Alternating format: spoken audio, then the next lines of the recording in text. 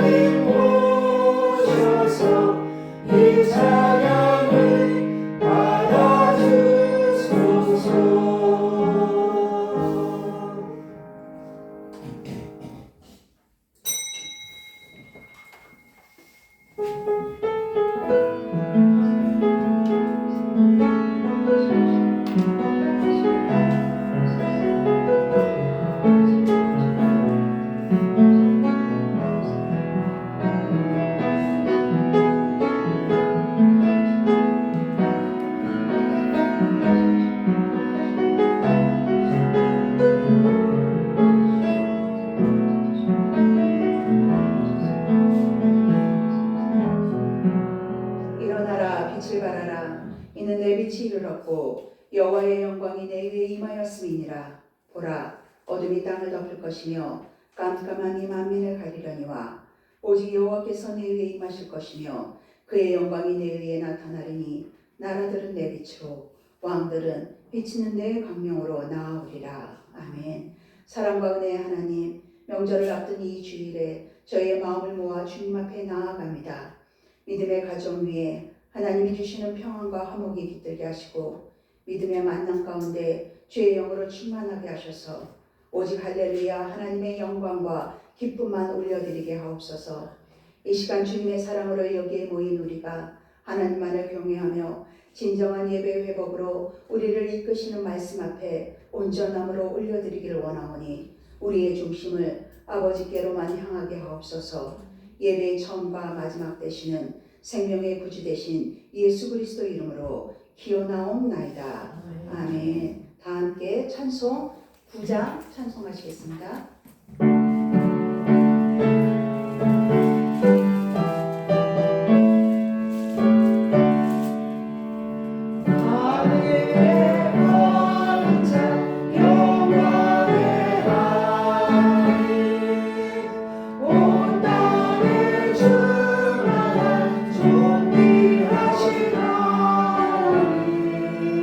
생명과 빛으로 지혜와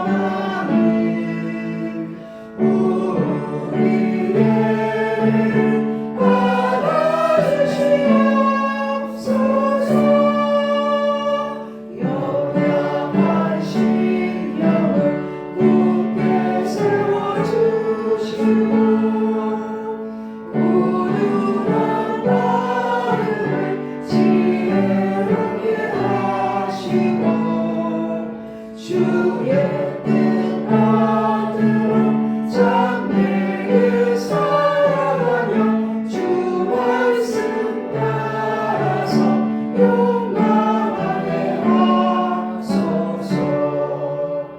모든 지혜와 사랑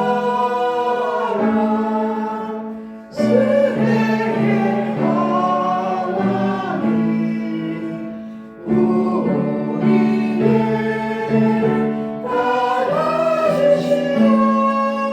받아주시옵소서.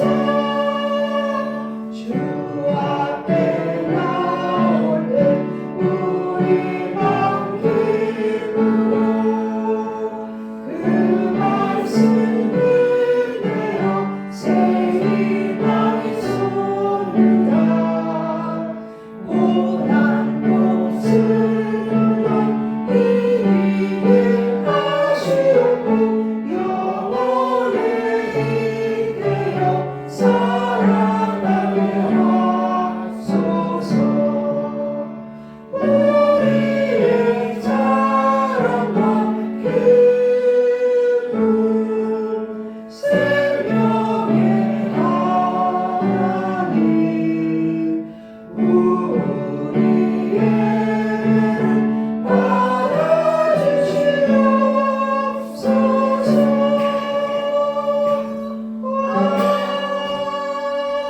우리에게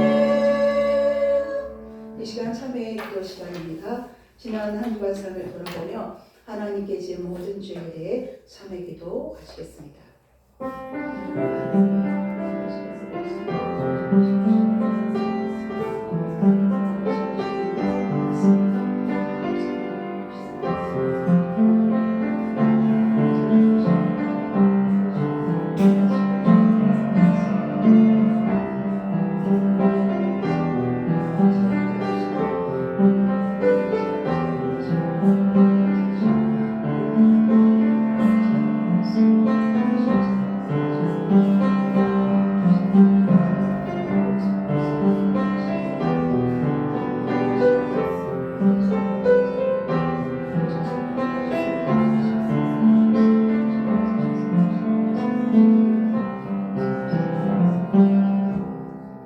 여호와께서 말씀하시되 오라 우리가 서로 변론하자. 너희 죄가 주홍 같을지라도 눈과 같이 희어질 것이요 진홍같이 붉을지라도 양털같이 희게 되리라. 아멘. 사도신경함으로써 우리의 신앙을 하나님 아버지께 고백하시겠습니다. 나는 전능하신 아버지 하나님 전지의 창조주를 믿습니다. 나는 그의 일하신 아들 우리 주 예수 그리스도를 믿습니다. 그는 성령으로 잉태되어 동정녀 마리아에게서 나시고 본디오 빌라도에게 고난을 받아 십자가에 못 박혀 죽으시고 장사된 지 사흘 만에 죽은 자 가운데서 다시 살아나셨으며 하늘에 오르시어 전능하신 아버지 하나님 우편에 앉아 계시다가 거기로부터 살아있는 자와 죽은 자를 심판하러 오십니다. 나는 성령을 믿으며 거룩한 공교회와 성도의 교제와 죄를 용서하는 것과 몸의 부활과 영생을 믿습니다. 아멘. 모두 자리에 앉으셔서 성식기도 하시겠습니다. 교동문 48번입니다. 시편 106편입니다.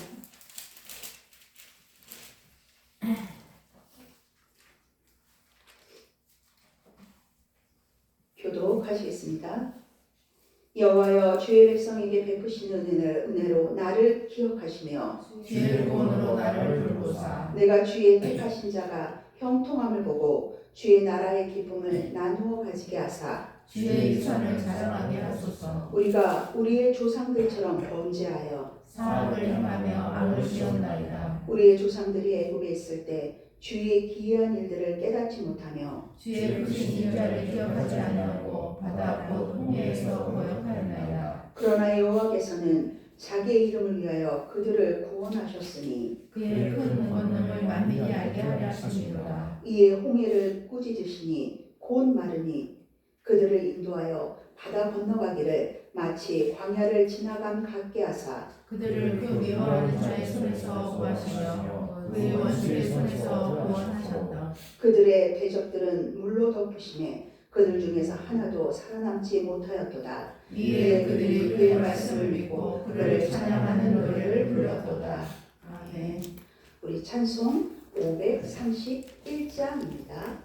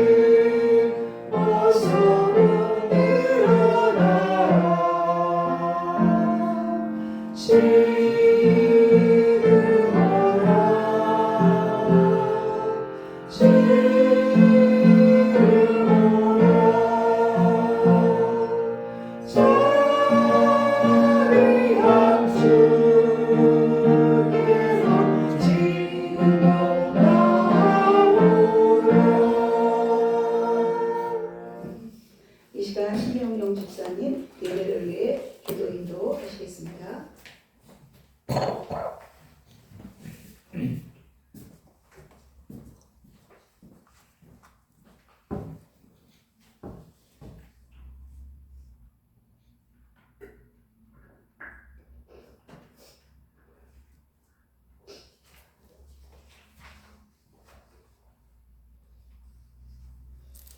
나의 힘이 되신 여호와여, 내가 주님을 사랑합니다. 나의 반석이시며 산성이 되신 하나님 아버지 감사합니다. 날마다 우리의 삶을 감찰하시며 지켜주시고 오늘도 생명의 예배의 자리로 인도해 주시니 감사합니다. 지난 삶을 돌아볼 때 여러 가지 삶 속에서의 분주함으로 말씀보다 나의 생각과 계획이 앞섰습니다. 이러한 저희들의 나태함과 게으른 일상의 모습들을 용서하여 주시고 사하여 주시옵소서. 마음으로는 주님의 뜻을 따르고 싶지만 눈앞의 산들을 우선시하다 보니 하나님의 뜻에 온전히 순종하지 못했습니다. 이러한 우리들의 굳은 마음과 생각을 깨뜨려 주셔서 온전한 하나님의 형상의 회복이 이루어질 수 있도록 도와주시옵소서. 하나님의 뜻을 따르고 순종하며 하나님께로 시선을 두는 삶을 살아가게 하여 주옵소서. 이 시간 예배자로 저희들의 발걸음을 인도하여 주셔서 감사와 찬양을 올려드립니다. 우리 삶의 주관자 되신 하나님 아버지, 이 시간 저희들이 올려드리는 예배가 형식적인 언제나 드리는 예배가 되지 않게 하시고 마음과 진정을 다해 하나님을 경외하며 감사를 올려드리는 예배가 하여 주옵소서. 저희 성목교회의 모든 지체들을 기억하여 주시고 올해에는 더욱 말씀을 가까이 하고 말씀을 따라 순종케 하시며 하나님을 아는 일에 더욱 열심을 내게 하여 주옵소서. 세상은 급변하게 변하여 가고 있어서 우리의 마음과 믿음이 세상에 휩쓸릴 수도 있습니다. 영적으로 더 세미하고 예민하게 하시며 말씀의 분별력을 더하여 주시옵소서. 듣는 귀와 볼 수 있는 영의 눈을 허락하여 주시옵소서. 연약한 지체들을 기억하시고 병상에 있는 성도들에게 자유와 회복의 은혜를 더하여 주시옵소서. 비록 공동체 예배에 함께 하지는 못하지만 그들 속에 하나님을 향한 마음과 믿음의 회복을 허락하여 주셔서 항상 주님과 함께 동행하며 주님의 뜻을 먼저 구할 수 있도록 도와주시옵소서. 그리고 어제부터 설 연휴가 시작되었습니다. 설 연휴 동안 가족, 친구들과 함께 주님의 평안과 사랑을 나누는 시간이 되게 하시고 오고 가는 일 안전하게 이동할 수 있도록 지키시고 구하여 주시옵소서. 이 날을 기억하여 주시고 유전자들이 하나님을 경외하게 하시고 그들이 진실로 자신들의 이득과 권력욕보다는 국민을 사랑하게 하시고 여야를 떠나 서로 화합하여 평화를 나누게 하여 주시옵소서. 진정한 화평이 이 나라를 널리 깃들게 하여 주시옵소서. 그리고 주님의 핏값으로 세운 교회마다 영적인 회복과 온전한 믿음으로 세워지게 하여 주옵소서. 사람의 생각과 계획으로 이끌어가는 교회가 아니라 성령의 역사심 속에서 하나님의 일을 보며 움직이는 교회 되게 하여 주옵소서. 성목교회를 섬기는 최현숙, 최명숙 목사님을 기억하여 주시고 영육간 강건함과 말씀의 능력과 성령 충만함으로 이끌어갈 수 있도록 도와주시고 지혜와 명철함을 더하여 주시옵소서. 이 시간 말씀을 전하시는 최영순 목사님의 입술을 주님께 붙들어 주시고 그 말씀이 우리의 심령 골수를 쪼개며 영의 눈을 열는 능력의 말씀 되게 하여 주옵소서. 우리의 모든 찬양과 감사와 기도를 받으시는 우리 주 예수 그리스도 이름으로 기도 올려드립니다. 아멘.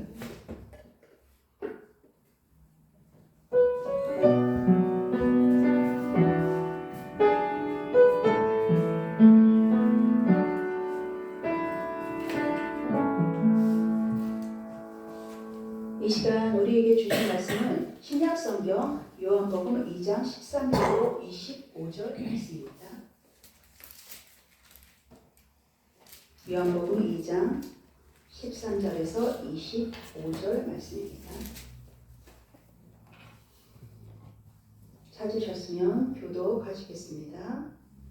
유대인의 유월절이 가까운지라 예수께서 예루살렘으로 올라가셨더니 성전 안에서 소와 양과 믿음이 가는 사람들과 돈 바꾸는 사람들이 앉아있는 것을 보시고 노끈으로 채찍을 만드사 양이나 소를 다 성전에서 내쫓으시고 돈 바꾸는 사람들의 돈을 쏟으시며 상을 엎으시고 비둘기 파는 사람들에게 이르시되 이것을 들어서 가져가라. 내 아버지 집에서 장사하는 집을 만들지 말라 하시니 제자들이 성경 말씀에 주의 전을 사모하는 열심히 나를 삼키리라 한 것을 기억하더라. 이에 유대인들이 대답하여 예수께 말하기를 내가 이런 일을 하라니 무슨 표적으로 우리에게 보이겠느냐. 예수께서 대답하여 이르시되 너희가 이 성전을 헐라 내가 사흘 동안에 일으키리라. 유대인들이 이르되 이 성전은 46년 건축했거늘 내가 3일 동안에 일으키겠느냐 하라. 그러나 예수는 성전된 자기 육체를 가리켜 말씀하신 것이라. 유대 가운데 살아나신 후에야 제자들이 이 말씀하신 것을 기억하고 성령과 예수께서 하신 말씀을 믿었더라. 유월절에 예수께서 예루살렘에 계시니 많은 사람이 그의 행하시는 표적을 보고 그의 이름을 믿었으나 예수는 그의 몸을 그에게 의탁하지 아니하셨으니 이는 친히 모든 사람을 다 아시기로 같이 또 사람에 대하여 누구의 증언도 받으실 필요가 없었으니 이는 그가 지혜 사람의 속에 있는 것을 가졌음이니라. 아멘.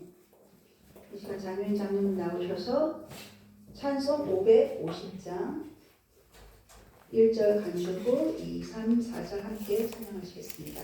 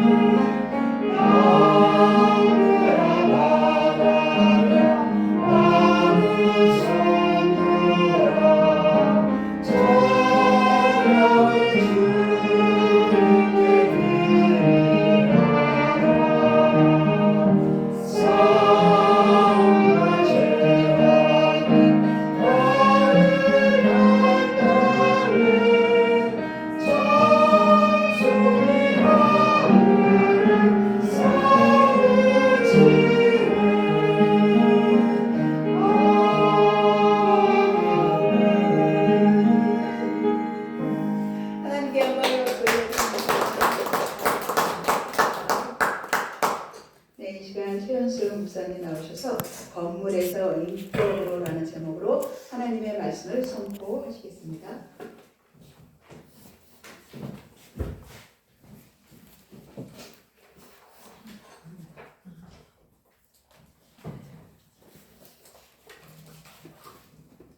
기도하시겠습니다. 사랑의 아버지 하나님 감사합니다. 우리의 삶의 언저리인 이 연휴를 앞두고 이 시간에도 이렇게 저희들의 발걸음을 주님 앞으로 이끌어 주셔서 주님 앞에 찬양과 감사로 영광을 올려드리게 하심을 감사드립니다. 이 시간에도 하나님의 말씀을 가지고 다니셨습니다. 하나님 말씀 앞에 두렵고 떨림으로 나아가는 저희들 되게 하여 주시옵소서.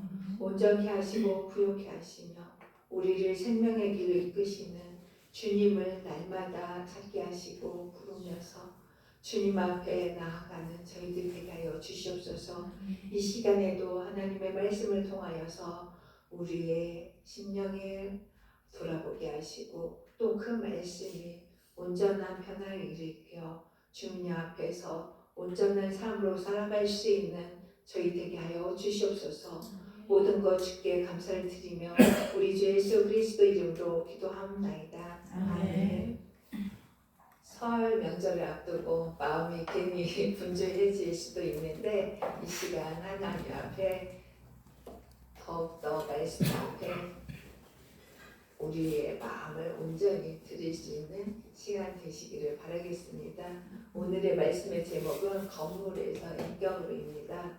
오늘 본문 말씀의 내용은 성전 정화 사건입니다. 그런데 예수님께서 성전에 들어가셔서 분노하시는 그런 모습을 볼 수가 있습니다. 이 사건은 단순히 예수님이 분노를 일으키는 그런 사건만이 아니라 예수님의 정체성, 예수님이 어떤 분이신가, 예수님의 사역이 무엇인가 그 본질을 드러내는 그런 사건입니다. 오늘 본문의 성전 정화 사건은 마태, 마가, 누가, 요한복음, 이 공관복음, 네 복음서에 모두 다 기록이 되어 있습니다. 근데 마태, 마가, 누가는 중후반 이 부분에 기록이 되어 있는데 요한복음만은 2장 바로 요한복음 도입 부분에 이 성전 정화 사건이 기록이 되어 있습니다. 왜 요한복음만 성전 정화 사건이 예수님의 공생의 앞부분에 기록이 되어 있을까요? 이것은 이 성경의 저자인 기록자인 사도 요한이 예수님이 어떤 분이신지 그 정체성을 강조하기 위해서 이 앞부분의 성전 정화 사건을 기록한 것입니다. 본문 13절, 14절 말씀을 다 함께 읽겠습니다. 시작. 유대인의 유월절이 가까운지라 예루살렘으로 올라가셨더니 성전 안에서 소와 양과 비둘기 파는 사람들과 돈 바꾸는 사람들이 앉아있는 것을 보시고. 아멘. 6월절이 되면은 예루살렘에는 온 지방에서 올라오는 순례자들이 많았습니다. 예루살렘 그 근방에 사는 사람들이 이 예루살렘 성전으로 올라오는 것일 뿐만 아니라 이스라엘 온 지역의 모든 사람들이 예루살렘으로 모두 올라왔던 것입니다. 우리도 우리의 수도가, 우리 대한민국의 수도가 서울이죠. 그래서 중심지가 서울이기 때문에 위에 살든 아래에 살든 모두가 서울로 올라간다고 이렇게 표현하는 것처럼 예루살렘 또한 그곳을 예루살렘은 시온산이라고도 하시죠. 하나님이 계신 곳 그곳을 향하여서 모든 사람들이 다 올라온 것입니다. 성전에는 제물용 동물을 팔았고 또 로마 화폐를 성전 세계로 바꾸는 환전도 필요했습니다. 13절, 14절에 기록된 내용을 보면서 여러분은 어떤 생각이 드십니까? 예루살렘으로 올라갔더니 성전 안에서 소와 양과 비둘기 파는 사람들과 돈 바꾸는 사람들이 앉아 있습니다. 그 모양만 본다라면은 이들은 성전에서 장사를 하고 있는 것입니다. 문제는 장사 자체가 아니라 첫 번째는 성전이 기도와 예배의 장소가 아니라 시장처럼 변한 곳입니다.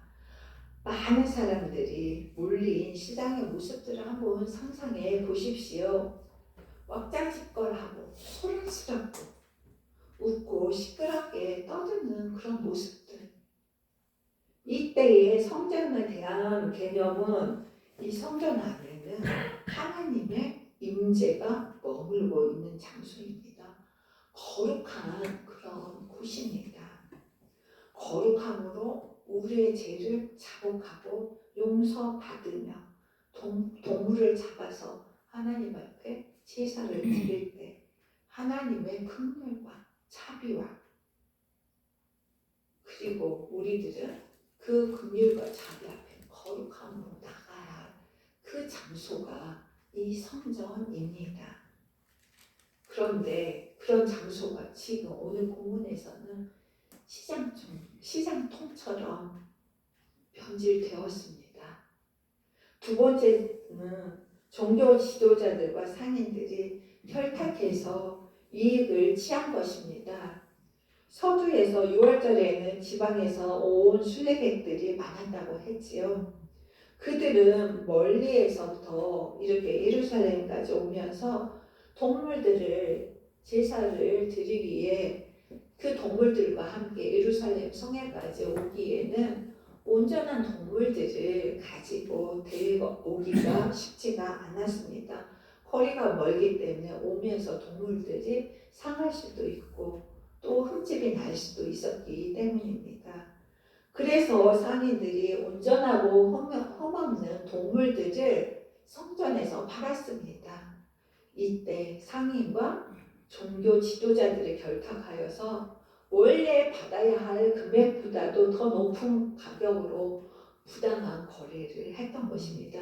그 상한 동물로 하나님 앞에 제사를 예배를 드릴 수 없었기 때문에 이제 돈으로 가지고 와서 온전한 동물들을 샀던 것입니다. 그런데 이 상인들과 제사장들이 결단을 한 거죠. 높은 가격, 높은 금액으로 동물들과 바꿨던 것입니다. 하나님께 예배 드리는 제물이 종교 지도자들의 탐욕을 채우는 그런 도구가 된 것입니다. 세 번째는 결국 예배가 하나님 중심이 아니라 돈 중심이 된 것입니다. 방금 이야기했지만 당시 예루살렘 성전에서는 제사를 드리기에 반드시 동물이 필요했습니다. 구약 율법에서는 각 사람이 자기 집에서 준비한 제물을 가지고 와 하나님께 정성으로 드리도록 했습니다. 즉 예배는 마음과 헌신의 문제였습니다. 하나님은 우리의 마음과 헌신을 받기를 온전히 올려드리기를 원했습니다. 그러나 시간이 지나면서 먼 지역에서 오는 순례자들이 많아졌고 제물을 직접 가져오기 어려웠습니다. 그러면서 성전 안에서 동물들을 판매하기 시작했습니다. 처음에는 그 사람들을 위한 편의를 위한 제도였지만 점점 종교적 상업 시스템으로 변질된 것입니다. 요즘에 우리들의 교회들도 보면 그런 모습들이 많이 있습니다. 물론 전도를 위한 목적으로, 영혼 구원을 위한 목적으로 교회가 그런 시스템들을 가지고 있는 교회들이 많이 있습니다. 그런데 그게 과연 하나님 보시기에 선형으로 된 부분만 있는지, 선형된 부분만 있는지 조금은 우리들의 모습들을 돌아봐야 할 때입니다. 이때 성전에서는 이러한 제물을 판매하였고 또 로마 화폐를 성전 세계로 바꾸는 환전 사업과 또 성전세를 징수하였습니다. 성전에 들어갈 때마다 사람들이 반세겔씩 내어야 했죠. 이 세겔로 이제 교회가 유지되고 보수되고 또 제사장들이 필요한 곳곳마다 쓰이고 있는 그런 비용으로 또 성전세도 냈습니다. 이 모든 것이 제사장 가문과 종교 지도층의 수입원이 되었어요. 특히 대제사장 가문은 성전 상인들에게 자리 임대비와 환전 수수료 수입, 재물 검열, 명목 등의 추가 비용을 통해서 막대한 이득을 얻었습니다. 이렇게 성전은 기도하는 집이 아니라 종교적 시장이 된 것입니다.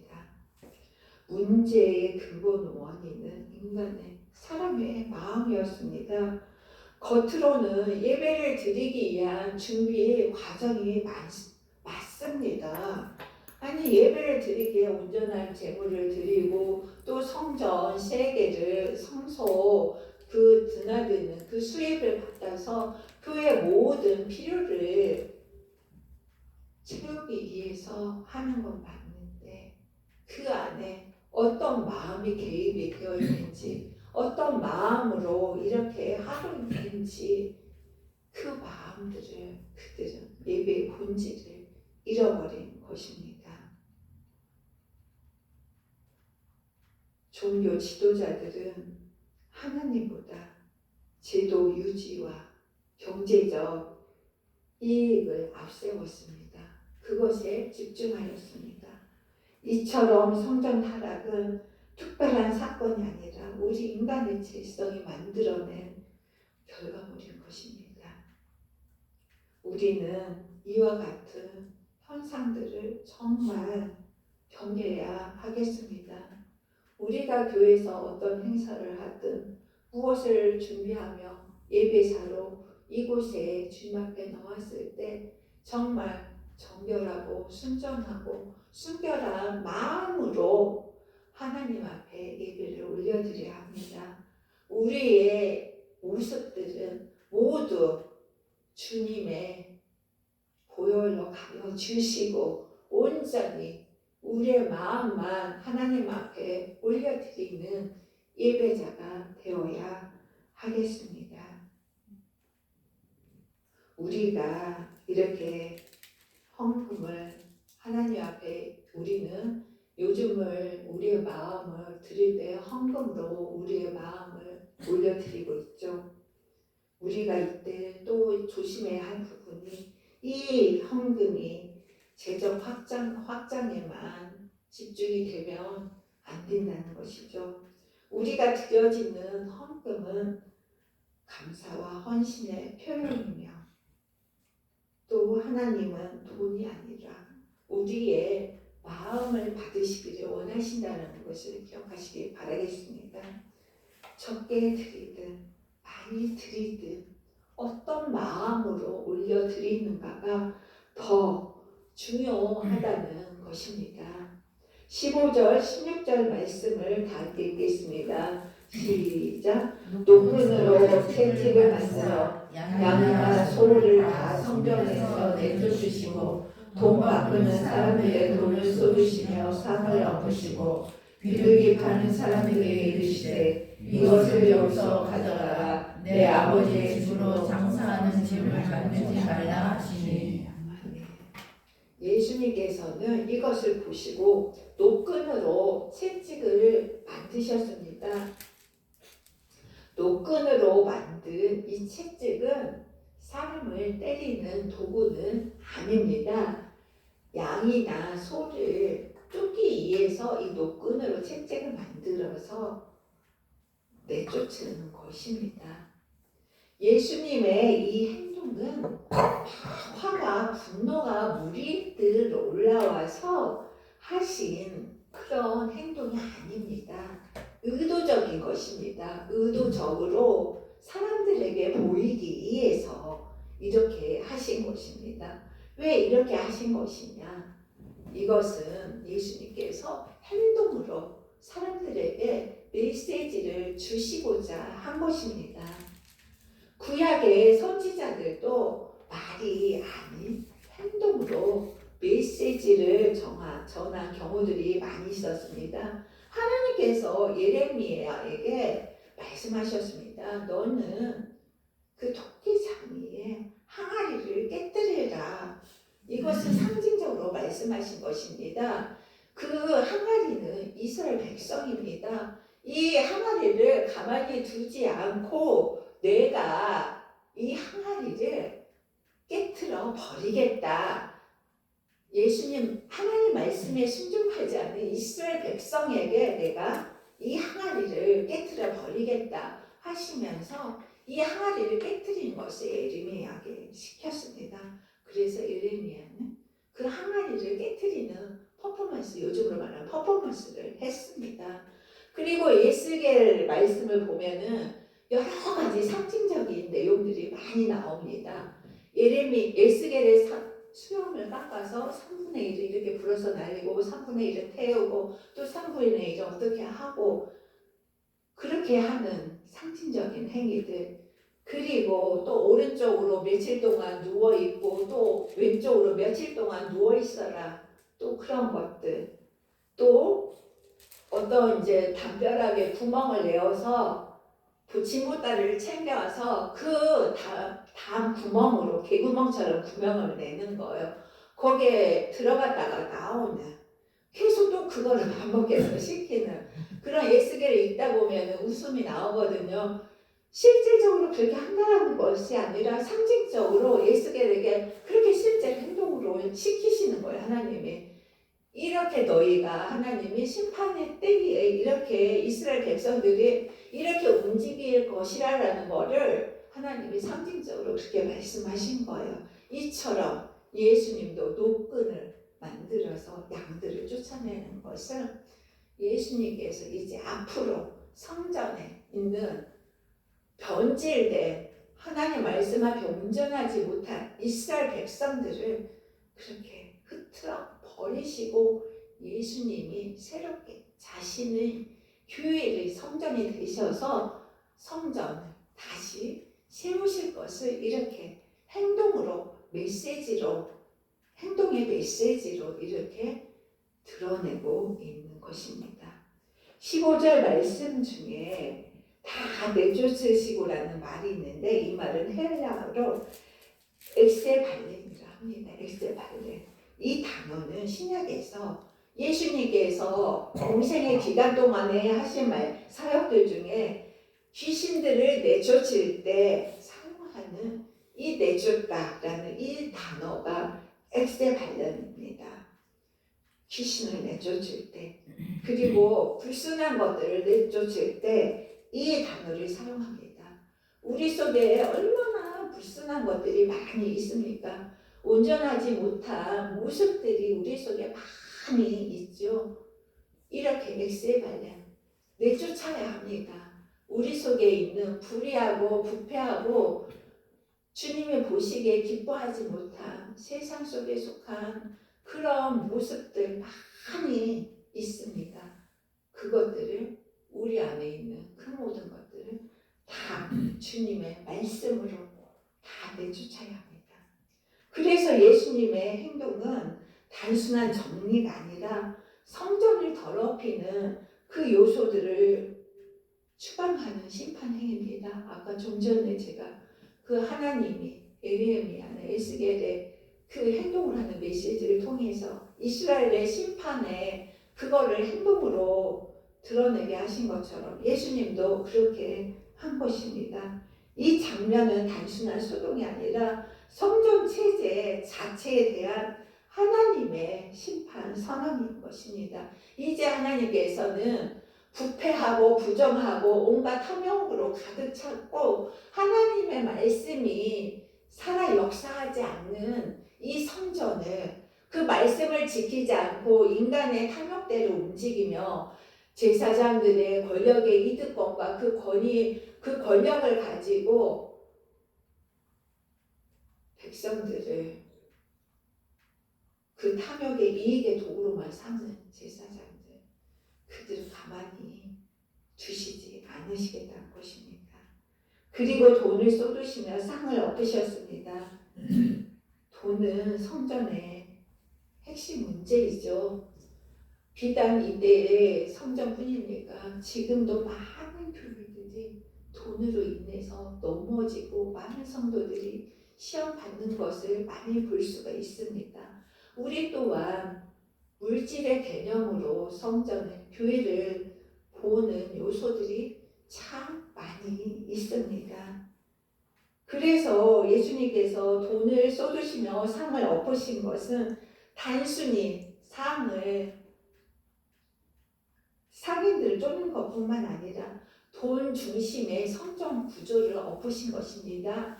교회는, 성전은 돈으로 세워가는 것이 아니라 이 성전의 주인이신 예수님이 교회를 세워가는 것이다 라고 이렇게 드러내는 것입니다.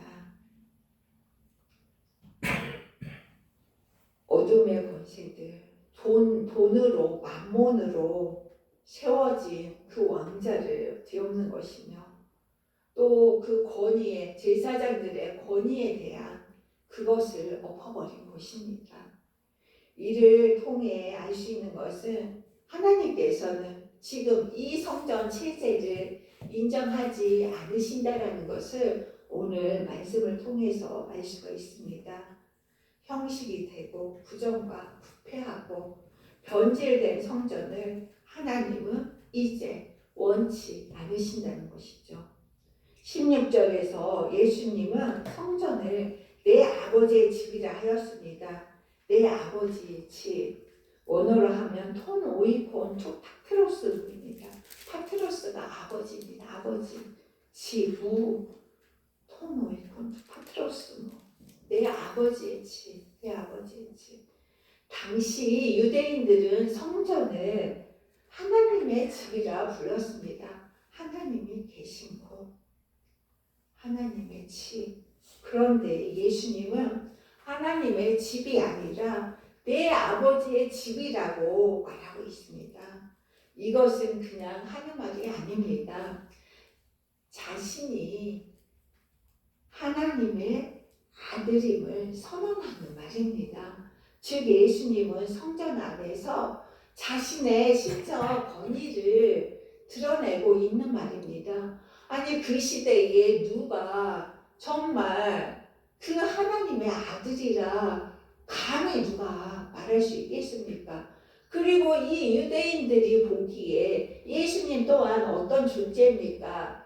요셉, 옥수인 요셉에게서 태어난 아들입니다. 분명히 사람에게서 태어난 자가 감히 자기가 하나님의 아들이라고 말하고 있는 것입니다. 이것을 과연 그 사람들이 받아들일 수 있었을까요? 받아들이지 못했죠. 다른 복음과는 다르게 요한복음은 처음부터 예수님이 자신이 하나님의 아들이며 하나님이다를 이렇게 드러내고 있습니다. 이것이 제가 도입부분부터 말씀드렸던 예수님의 정체성입니다. 예수님은 하나님의 아들이다. 하나님이다. 이것을 오늘 성전 정화 사건을 통해서도 예수님은 유대인들에게 이것을 말하고 싶었던 것입니다.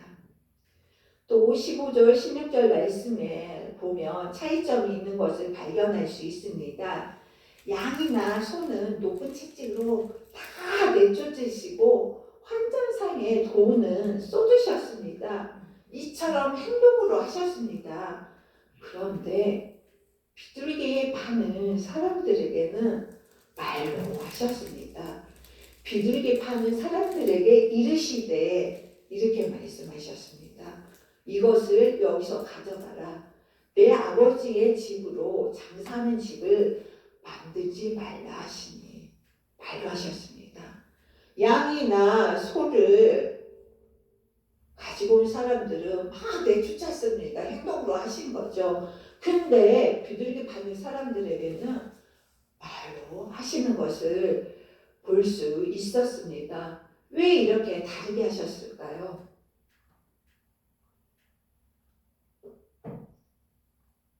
비둘기는 가난한 사람들이 드리는 제물입니다. 그 당시에도 소나 양은 조금 있는 사람들, 좀 사는 사람들이 하나님 앞에 가지고 오는 제물이었고, 비둘기나 또 곡식가루는 가난한 사람들이 가져와서 올려드리는 제물이었습니다. 만약 비둘기에 우리를 열어버리면은 또 비둘기는 날아가는 동물이잖아요. 날아가 버리면은 가난한 사람들이 피해를 입습니다. 그나마 돈이 없어서 비둘기로 가져왔는데 이제 그것마저 날아가 버리면은 또 그들에게는 어려움이 있죠. 가난하기 때문에. 이 장면을 통해서 알 수 있는 것은 예수님의 분노는 무차별적인 폭력이 아니라 정의와 배려가 있는 거룩한 분노임을 보여주고 있습니다. 예수님의 마음은 낮은 자, 작은 자들을 향하고 있음을, 연약한 자들을 향하고 있음을 오늘 본문 속에서도 볼 수 있습니다. 우리는 이 성전 정화 사건을 통해 이제 옛 성전 건물 중심은 끝나고 이제 예수님 자신이 된 새 성전이 된다라는 것을 오늘 말씀을 통해 알 수 있습니다. 17절 말씀을 읽겠습니다. 시작. 제자들이 성경 말씀에 주의 전을 사모하는 열심이 나를 삼키리라 한 것을 기억하다가. 아멘. 이 구절은 시편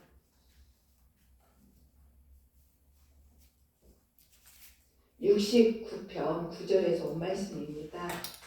시편 69편은 의로운 자가 고난을 당한다는 내용입니다. 이것은 메시아적인 선포입니다. 누가 고난을 당합니까?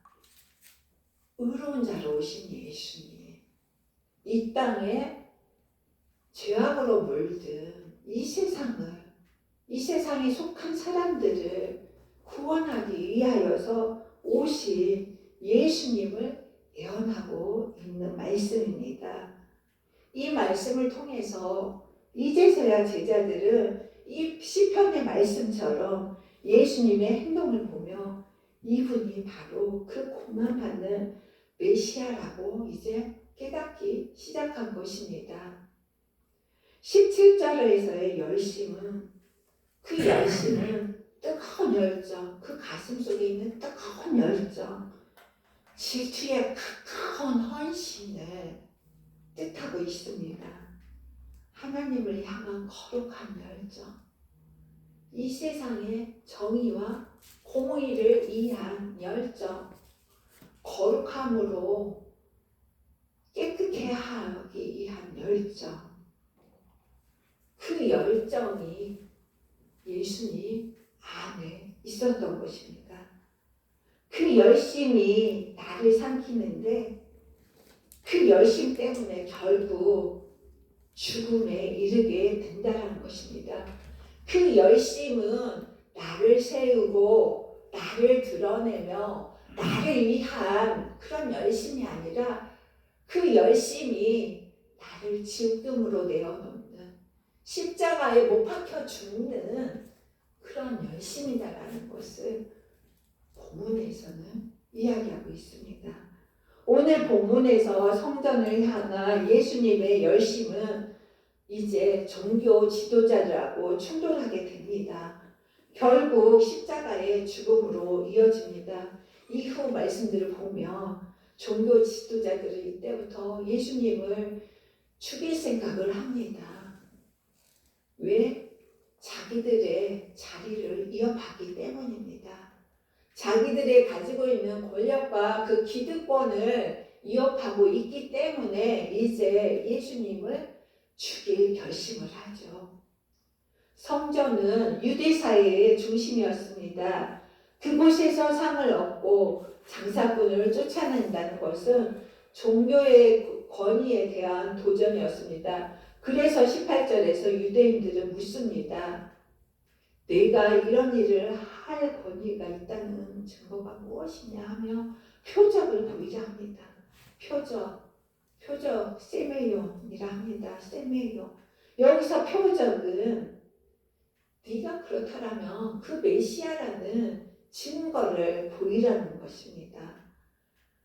요한복음 2장 앞부분을 보면은 예수님께서는 본인이 보여주고 싶어 하지 않았지만 표적을 보여주는 사건이 나오죠.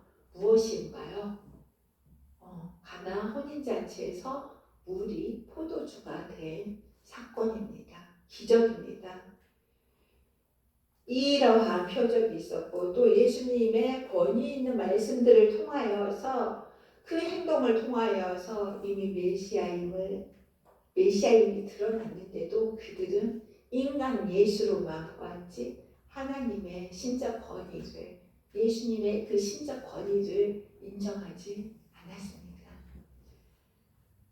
그들은 이렇게 예수님을 믿기 위해서 표적을 보이려 한 것이 아닙니다. 예수님을 시험하기 위해서 시험해 보려고 표적을 구한 것입니다. 이렇게 인간들의 행위는 그들의 마음은 악한 것이었습니다. 19절 말씀을 다 함께 읽겠습니다.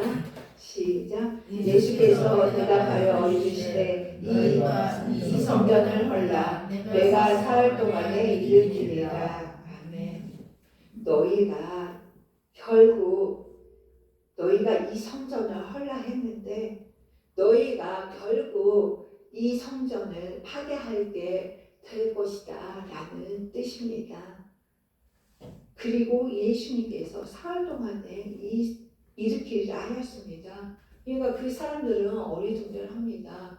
예루살렘 성전은 헤롯 왕이 46년 동안에 걸쳐서 지어진 성전입니다. 그 성전이 설령 무너진다 해도 46년이나 걸린 이 성전을 사흘 동안에 일으킨다니, 사흘 동안에 다시 짓는다니 말이 되는 소리인가요? 예수님은 인간이 짓는 건물을 말씀하는 게 아닙니다. 본인이 십자가에서 죽고 그리고 사흘 만에 부활할 것을 말씀하고 있는 것인데 유대인들은 건물인 성전으로 알아들은 것입니다. 예수님은 자신을 두고 한 말이었죠. 근데 사람들은 예수님의 이 의미를 알아듣지 못하고 사흘 만에 부활하신 그 예수님의 보지 못한 채, 메시아인 예수님 말하면 보지 못한 채 건물만을 여기고 있었던 것입니다. 여기에서 성전은 성전 전체가 아니라 지성소 중심의 거룩한 성전을 말하고 있습니다. 지성소는 성전의 가장 깊은 곳, 아무나 들어갈 수 없는 것이죠. 하나님의 임재가 있는 곳, 하나님을 만나는 곳.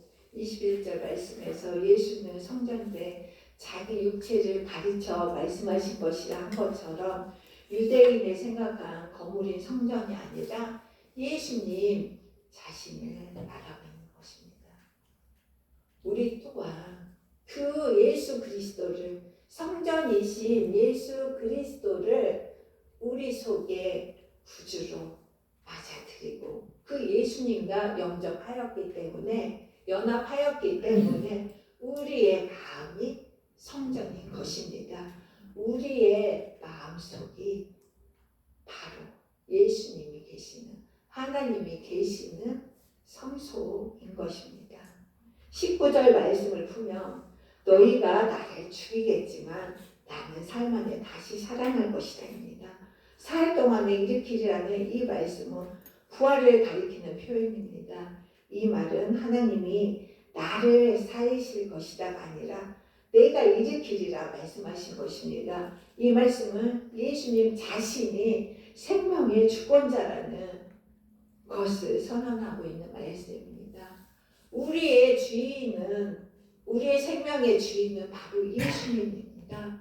예수님의 보혈의 피의 능력으로 말미암아 우리가 영생을 얻을 수 있는 그 구원의 은혜를 예수 그리스도의 보혈을 통해서 우리는 얻을 수 있습니다. 그래서 예수님이 우리의 생명의 주권자이신 것입니다. 구약은 하나님은 성전, 건물 성전에 계셨죠. 솔로몬이 성전을 건축하였고, 그러나 이제 신약으로 넘어와서 하나님은 예수 안에 예수님과 연합함으로 하나로 계십니다. 삼위일체 하나님이 하나 되어서 서로 연합하며 거하고 계시죠. 하나님 안에, 예수님 안에, 성령님 안에 서로 내주하시며 교제하며 그렇게 거하고 계시죠.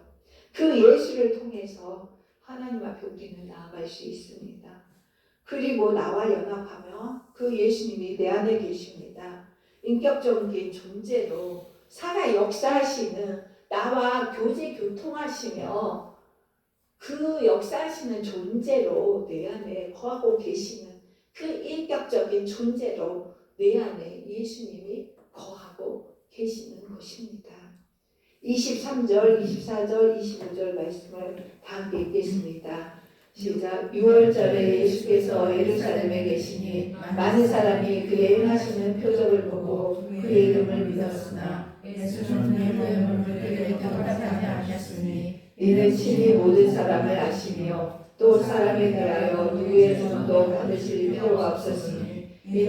친히 사람의 속에 있는 것을 아셨음이니라. 아멘. 아멘. 23절에 사람들은 예수님을 믿었습니다. 그러나 24절에 보면 예수님은 그들을 의탁하지 않았습니다. 사람들은 예수님을 믿었지만 예수님은 그들을 믿지 않았습니다. 왜 예수님은 사람들을 믿지 않았을까요? 그들의 믿음은 표적 중심의 믿음, 감정적인 믿음, 내 감정으로, 그리고 일시적인 믿음이었기 때문입니다. 금방 하루나 막 믿었지만 실상 그들의 마음에는 믿음이 없는, 금방 사그라지고 마는 그런 믿음이었기 때문입니다. 그들은 예수님의 능력, 표적에는 관심이 있었지만 예수님에게 나와서 헌신할 마음은 없었습니다. 그냥 병 고치고 기적을 행하고 죽은 자를 살리시고 중풍병자를 고치시고 그러한 예수님의 표적만을 따를 뿐이었습니다. 구세주로 나의 영원한 생명의 구주가 되신 구세주로 믿는 것이 아니라 기적을 행하는 능력자로 믿은 것입니다. 그리고 예수님은 모든 사람을 아신다셨습니다. 직역하면 그는 모든 사람을 알고 계셨다입니다. 우리가 안다라는 것은 보통 소문으로 저 사람이 이러이러한 사람인데 라고 우리가 듣는 것, 그리고 보통 우리가 프로필 나오죠. 그 사람의 정보를 우리가 인터넷으로 검색하면 그 사람이 어떤 이력을 가지고 있고 어떤 일을 하고 있으며 지금은 어떤 지위에 있는지, 어디에서 태어나고 어떻게 살아왔고 그 정도의 정보를 가지고 우리는 그 사람을 안다라고 여기죠. 이것은 단순한 정보 지식일 뿐입니다. 성경에서의 알은 마음과 동기까지 아는 깊은 우리 내면까지도 아는 그것을 예수님께서는 안다라고 하는 것입니다. 예수님은 우리의 믿음의 진실성, 마음에 숨겨진 동기, 내면 상태까지를 모두 아시는 것입니다. 지금도 그렇지 않나요? 사람들의 편판과 이렇게 이야기하는 것, 프로필을 통해서 또 여러분들을 통해서 듣는 것으로 우리는 안다라고 하면서 이 사람이 어떠느니 저 사람이 어떠느니 그렇게 판단을 하죠. 그러나 예수님은 인간의 이러한 평가들을 필요하지 않으셨습니다. 왜냐하면 우리 사람의 속을 아시기 때문입니다. 하나님이시기 때문에 우리가 어떤 정보를 제공하지 않아도 내 속에 어떤 마음을 가지고 이 일을 행하고 있는지, 내 내면의 동기가 무엇인지, 어떤 마음을 가지고 이 예배 자리에 나왔는지, 하나님에게 어떤 마음을 품고 예배를 올려드리고 있는지 이미 예수님은 아신다 하셨습니다. 여기에서 사람의 속이라는 것은 생각, 동기, 욕망, 진짜 믿음을 의미합니다. 어떤 욕망을 가지고, 어떤 동기를 가지고, 어떤 생각을 가지고 진짜 믿음인지 아니면 가려진 각자 형식적인 믿음을 가지고 나왔는지, 우리 속에 이렇게 많은 것들이, 이러한 마음들이 주님의 말씀으로 제거가 되면 우리도 사람들의 내면을 볼 수 있는 통찰을 가질 수가 있습니다. 왜냐하면 성전이신 예수님이 내 안에 계심으로 다른 사람의 내면을 볼 수 있는 영적인 눈을 가지게 해주십니다. 오늘 본문 말씀을 통해서 여러분들은 깨달아진 것이 있으십니까? 성전 정결 사건을 이렇게 교회 건물의 정결 사건으로만 보아서는 안 됩니다. 오늘 말씀을 통해서 우리는 이제 내 마음을, 나의 성전은 내 마음입니다. 예수님의 거하시는 내 내면을 돌아보아야 합니다. 우리가 종교적 열심만 하느라고 본질의 말씀인 예수님은 놓치고 있는 것이 아닌지 살펴보시기 바랍니다. 그리고 겉으로 보이는 종교성과 믿음이 반드시 참된 믿음은 아니라는 것입니다. 얼마든지 머리에 지식을 가지고 열심히 할 수도 있고 나의 열심을 가지고 열심히 헌신도 할 수 있습니다. 그러나 그것만으로도 우리의 믿음을 우리는 판단할 수 없습니다. 하나님께서 우리의 마음을 보시고 우리의 믿음이 있는지 없는지 진실된 마음으로 하나님 앞에 나와서 헌신하고 있는지 아닌지는 하나님께서 판단하실 것입니다.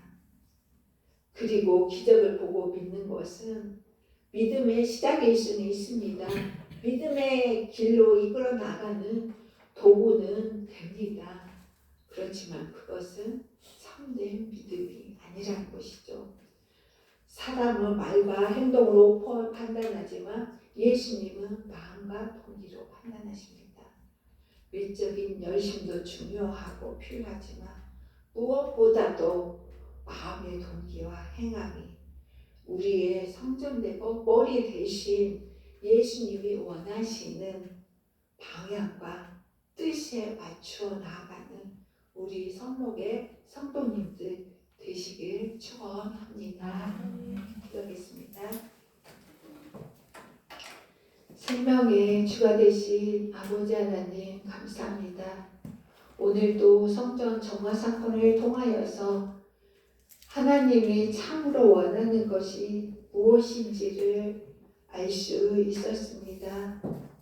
우리의 성전이 되신 예수 그리스도가 우리의 마음과 생각으로 우리의 마음의 생각을 보시고 우리를 온전케 하시며 우리를 온전한 방향으로 이끌어 가시기를 원하십니다.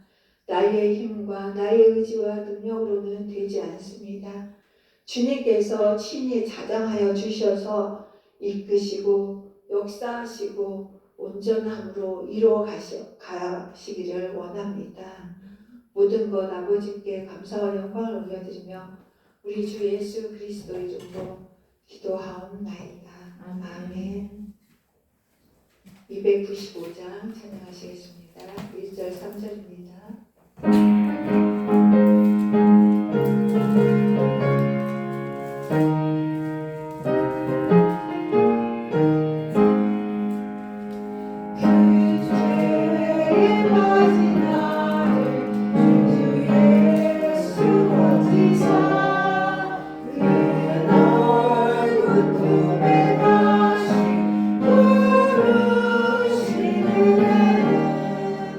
저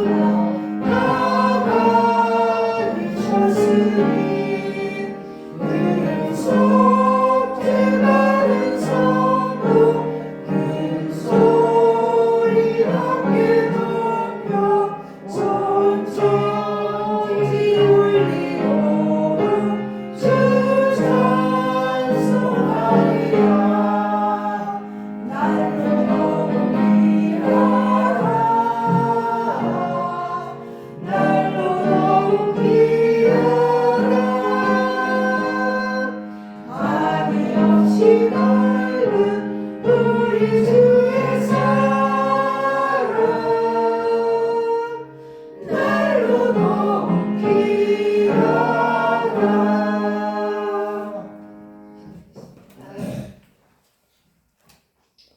사랑의 아버지 하나님 감사합니다. 오늘도 귀한 예배의 자리로 저희들을 불러주시고 이렇게 마음과 정성과 뜻을 다하여 하나님 앞에 예물을 올려드립니다. 아버지 하나님 이 바친 손길들을 한 사람 한 사람 기억하여 주셔서 이 예물들이 하나님이 기뻐하시는 곳에 생명을 살리는 곳에 사용되어지는 귀한 예물 되게 하여 주시옵소서.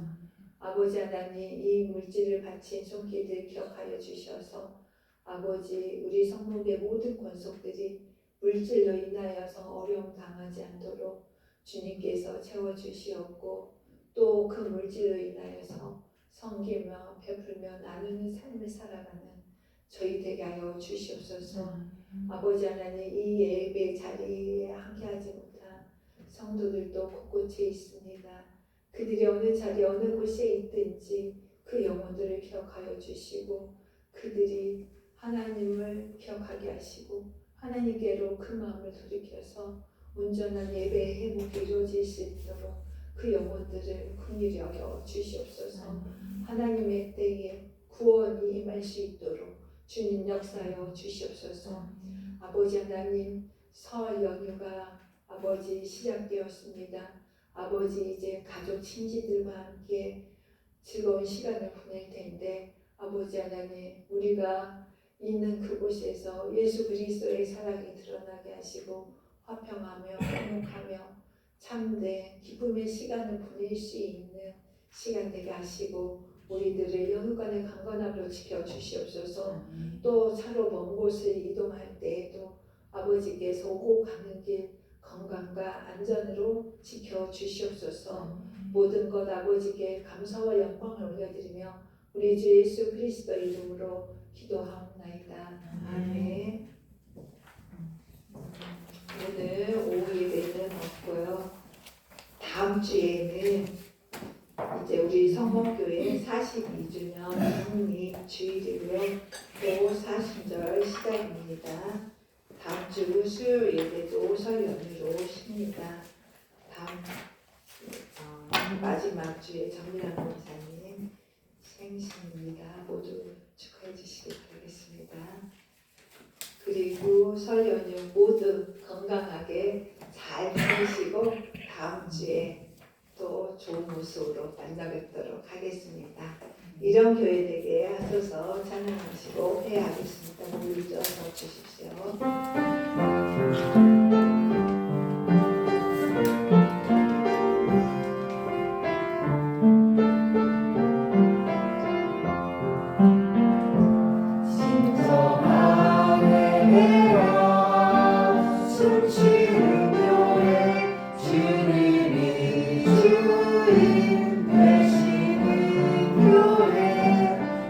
믿음의 기도가 쌓이는 교회